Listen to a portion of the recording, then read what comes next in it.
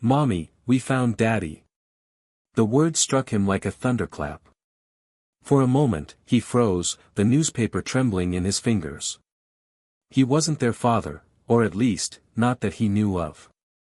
And yet, the innocence in their wide eyes, the unfiltered certainty in their little voices, rooted him to the spot. Hello there," he said cautiously, lowering the paper, trying to mask the rapid pounding of his heart. "I think you might have the wrong person." But the twins only shook their heads, stepping closer, their tiny hands brushing his knees. "No. He's our daddy. Mommy said if we ever found him, we should tell him." The man swallowed hard, his mind racing. He had seen these children before, at least in photographs, years ago, tucked away in a forgotten corner of his past. A memory he had tried to bury, a choice he had made in haste, now standing before him in the form of giggling, demanding little spirits. Their mother, the woman he had loved once with all the reckless passion of youth, had vanished from his life under circumstances he could neither explain nor undo. And yet here were their daughters, calling him with a kind of hope that felt impossibly heavy, impossible to ignore. "Girls, come here," he said softly, reaching out with trembling hands. "Tell me, how did you find me?" They leaned in, whispering excitedly, one tugging at his sleeve, the other clinging to his arm. Their words tumbled out in a rush, stories of a journey across cities, whispered clues from strangers, and a tiny, hand-drawn map with a big X marked "Daddy." Their innocence was intoxicating, their determination impossible to question. He felt a swell of emotion he hadn't allowed himself in years, fear, guilt, love, and a desperate hope all tangled together. The world around them, the park, the distant hum of traffic, the rustle of leaves, faded, leaving only the four of them in a bubble of fragile, tremulous reality. A single tear escaped his eye, trailing down as he looked at the twins. I didn't think I'd ever see you again," he whispered, his voice cracking. I don't know what to say."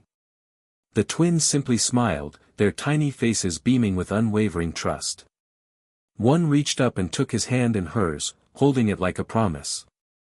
"You don't have to say anything," she said. "Just be our daddy now." He wanted to believe her, to believe that love could survive even the longest absence, even the mistakes that had haunted him. And in that instant, watching them, he felt a sliver of hope, the kind that can only be found in the eyes of children who refuse to let go of faith. But just as he was about to embrace them, a shadow fell over the scene, a figure emerging from the path ahead, someone who didn't belong to the serene morning. Their mother. Or at least someone who carried the weight of her presence, something that would shatter the fragile calm in an instant. The stranger stiffened, the twins froze mid-step, and the world seemed to hold its breath, waiting for the moment that would change everything. The figure paused at the edge of the path, hands clutching a large tote bag, eyes scanning the scene with an intensity that made his chest tighten. It was her, older now, lines of worry etched into her once youthful face, but unmistakably her. The mother of these girls, the woman whose absence had haunted his nights and whose memory had both tormented and sustained him. She stopped, and the world seemed to shrink around her as she observed the reunion unfolding. The twins, oblivious to the sudden shift, tugged at his sleeves, insisting again, "Daddy, Daddy, come with us." Their voices rang clear and unrelenting, a melody of trust and longing that pierced through every shadow of doubt he had harbored. He looked at their mother then, uncertainty and something far more dangerous, fear, warring in his chest. Why are you here?" he asked, his voice low, barely above a whisper. Her eyes softened for a fraction of a second, betraying a warmth that hadn't completely died despite years of silence. But then the edge returned, sharp and measured. "I came to make sure you didn't take them," she said, her tone firm, almost accusatory. I've been watching. Making sure you were responsible." He swallowed hard, the memories flooding back, arguments, heartbreak, the decision to step away when life had become too complicated. He had believed absence was protection, that distance was safety, that he could somehow shield them from a man he had become but no longer recognized. And now, standing before him, the living proof of those years, the twins, made him feel both painfully inadequate and impossibly alive. Responsible, he echoed, his voice bitter with disbelief. After all this time, after everything we lost, you trust me to just show up and suddenly I'm responsible? Her gaze faltered, a shadow of regret crossing her face. The twins, sensing tension but unable to understand it fully, clung closer to him, as if by proximity they could anchor him to their small, unwavering world. One of them reached up and whispered, "Mommy said it would be okay. She said we had to find you." Her hand twitched involuntarily. She looked away for a heartbeat, then back at him, the steel in her demeanor softened by the undeniable truth in her children's words. She had always known they would come for him. She had always known that love, messy, reckless, relentless, would eventually bridge the years and the mistakes. The stranger, no, the man who had been their father in every way but presence, bent down to their level. "Girls," he said gently, trying to contain the storm of emotion that threatened to drown him, "you understand this is complicated. But I promise, I will do everything I can to make it right."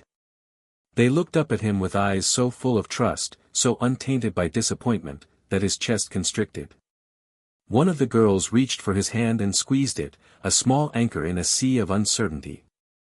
"We don't care about complicated," she said simply. "We just know your daddy. And we need you." Her mother's gaze softened further, but there was still a hesitation there, a wariness born of years of watching, waiting, and fearing. "I can't just leave everything to chance," she said quietly. Her voice trembled just slightly. "They're everything to me. And I can't risk."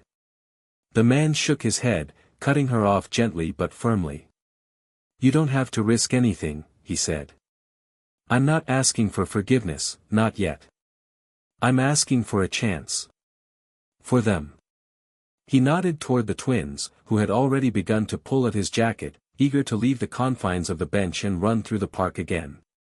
Her eyes followed the movement, the tiny bursts of energy and laughter, and something within her cracked, a mixture of relief, fear, and recognition. These girls, their children, were more than just reminders of a life interrupted, they were the embodiment of a bond that even absence couldn't sever. She sighed, a sound heavy with years of longing and worry, and took a tentative step forward. "You really want this?" she asked softly, almost afraid of the answer.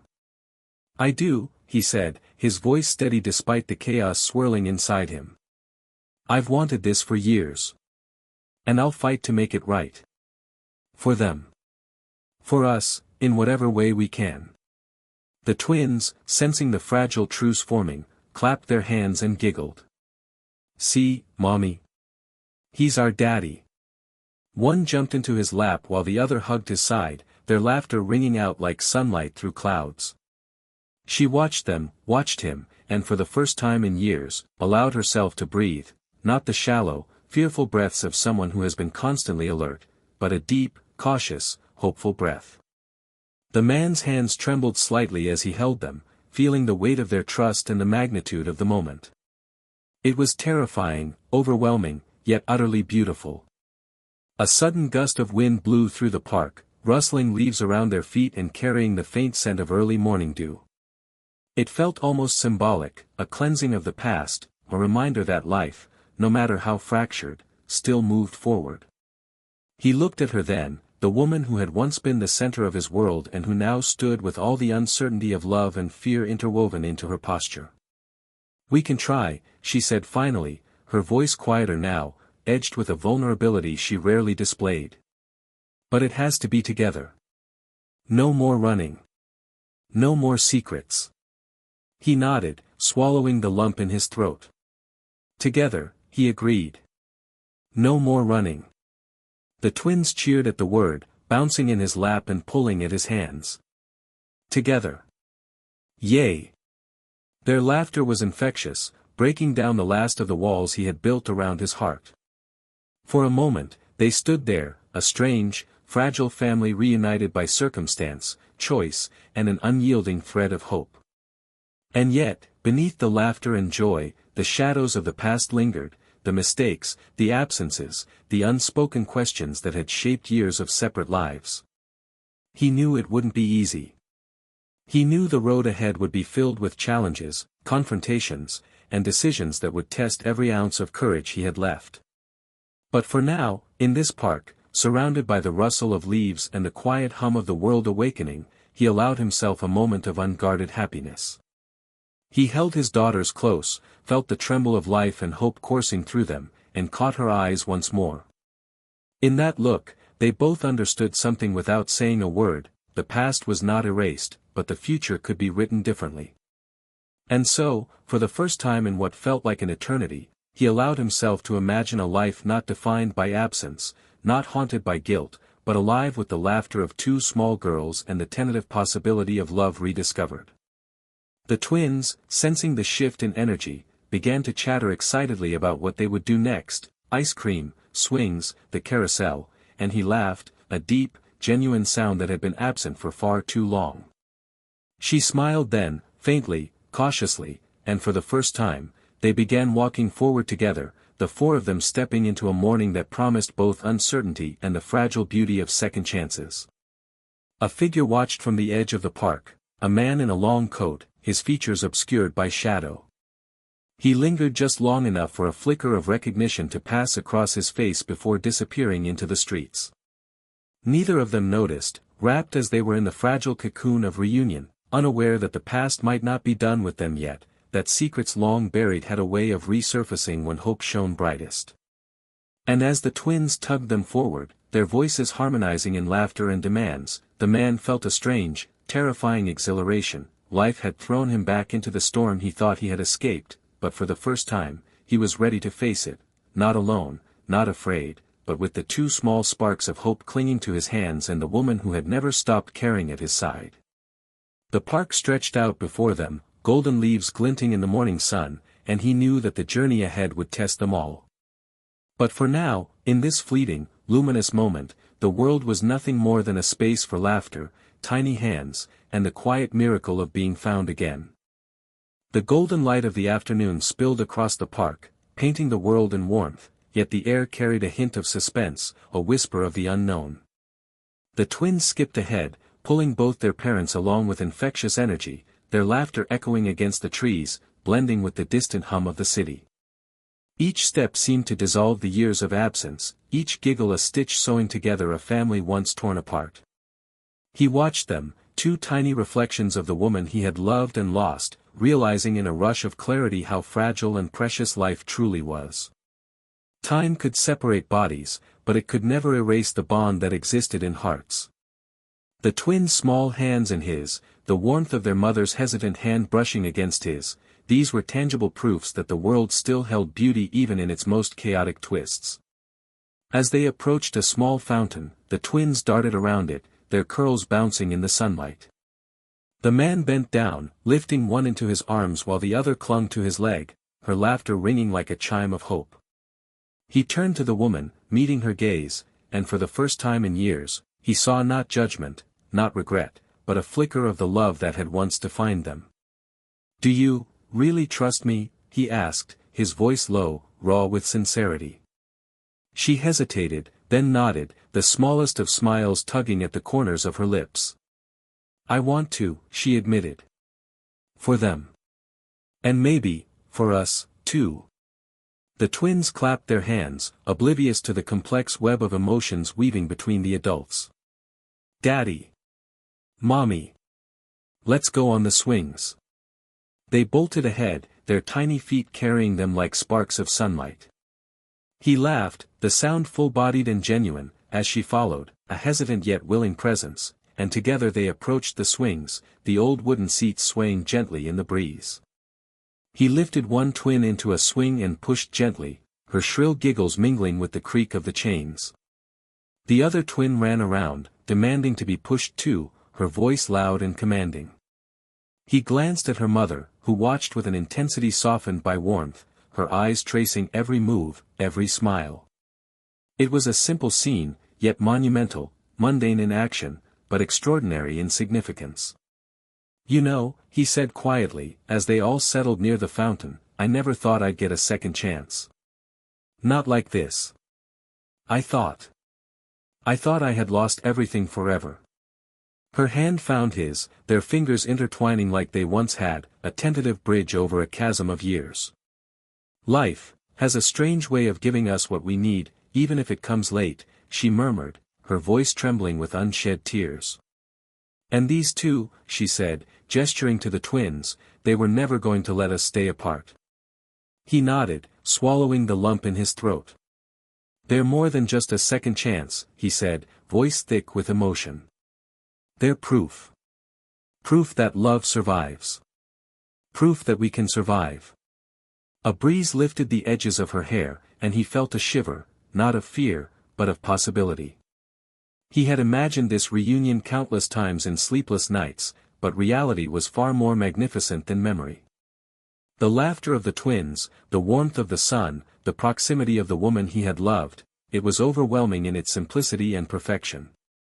Hours seemed to stretch and compress at once. They walked along the park paths, sharing small stories, teasing one another, and gradually the tension that had gripped them began to dissolve.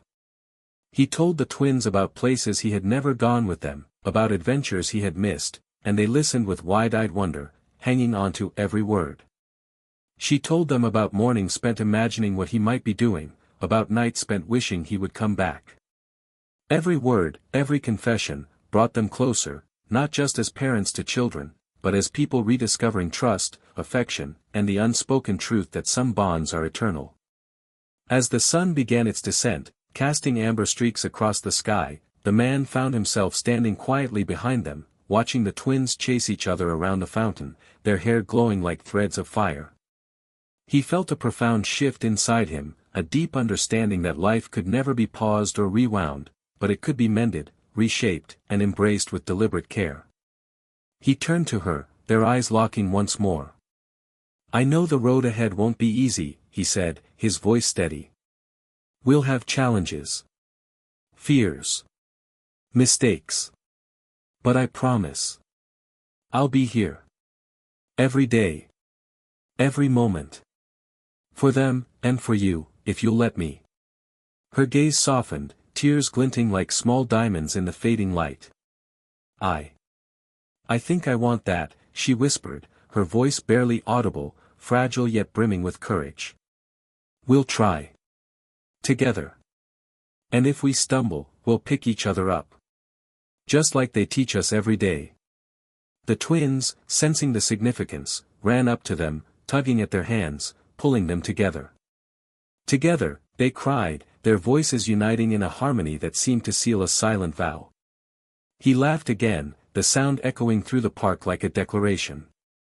She smiled, tentative at first, then fully, allowing herself to feel the joy that had been withheld for so long. And in that moment, the four of them formed an unspoken pact, a silent covenant of hope, love, and resilience. As evening approached, they sat together on a bench, the twins nestled between them, heads resting against shoulders, fingers intertwined. The world around them softened into shades of twilight, and for the first time in years, the man felt complete. Not because the past had been erased, but because they had all chosen to step forward together, to face the future with courage and unwavering trust. A soft breeze carried the scent of flowers and distant rain, mingling with the laughter that continued to bubble up from the twins, filling the space with life, vitality, and the unshakable truth that families are defined not solely by blood, but by the willingness to be present, to love, and to forgive. He looked at her again, seeing the woman who had once been everything, and now could be something new, something renewed. Their eyes met, and in that quiet exchange, words became unnecessary. They understood each other fully, without uttering a single sound, the promise of shared mornings, of whispered secrets, of late-night stories, and the daily miracle of watching their children grow and flourish. The twins, sensing the solemnity of the moment, broke into laughter once more, chasing each other around the fountain, their joy untamed and contagious. He joined in, running after them, feeling their hands in his, the warmth of their trust grounding him in a way he had never known. She watched, her own laughter mingling with theirs, a sound so rare, so pure, it felt like music sculpting the air itself. And as the last light of the sun dipped below the horizon, casting the world into a soft, golden glow, he realized something profound: life is not about perfection. It is about presence. About choosing to be there when it matters most. About daring to love despite fear, to embrace hope despite doubt. The past may have been fragmented, but the present, here, now, was whole. He pulled the twins close, holding them tightly, feeling their small hearts beating against his chest. She leaned in beside him, her head brushing his shoulder, and he felt the enormity of what had been given back to him, not just the children, not just the woman, but the chance to reclaim his life, to be present in ways he had never thought possible. For the first time in years, he allowed himself to believe in miracles, not the ones told in stories, but the ones made real by small, unrelenting acts of faith, courage, and love. And in that belief, he found peace, joy, and the inexhaustible energy to step into the future, together. The twins, oblivious to the weight of adult emotions swirling around them, ran ahead once more, arms outstretched, faces lit with the glow of unrestrained happiness. He and she rose slowly, following, hands brushing, fingers entwining naturally. Every step forward was a promise, a declaration, a beginning that no shadow of the past could diminish. The park, bathed now in twilight and the soft hum of evening, seemed to hold its breath, as if witnessing the birth of something extraordinary, a family reborn, a love rekindled, and the miraculous certainty that even after years of separation, even after loss and fear, hearts that are meant to be together will always find their way home. And as they walked, the world stretched before them, infinite and uncharted, a canvas waiting for the strokes of laughter, courage, and love. Every leaf, every gust of wind, every soft whisper of life seemed to celebrate their union. They were not perfect. They had endured hardships, regrets, and pain. Yet, in their imperfections, in their courage to forgive and embrace, they had created something magnificent, something enduring, something unforgettable. He looked down at the twins, then at her, and felt a surge of gratitude so immense it threatened to overwhelm him. For years, he had wandered in shadows, but now, with them, he was bathed in light. And as the night sky began to glimmer faintly with the first stars, he knew that no matter what came next, no matter what trials awaited, they would face it together, undaunted, unbroken, and unstoppable. The laughter of the twins carried into the twilight, mingling with the whispers of the trees and the soft rustle of leaves, a melody of hope, resilience, and love. And he smiled, finally understanding the truth he had long sought, that life, in all its messy, unpredictable glory, has a way of returning what is truly meant to be, and when it does, the moments are nothing short of extraordinary. And so, hand in hand, hearts tethered by the invisible threads of trust and devotion, they walked into the future, knowing that whatever storms might come, they would face them as one. Together. Always together.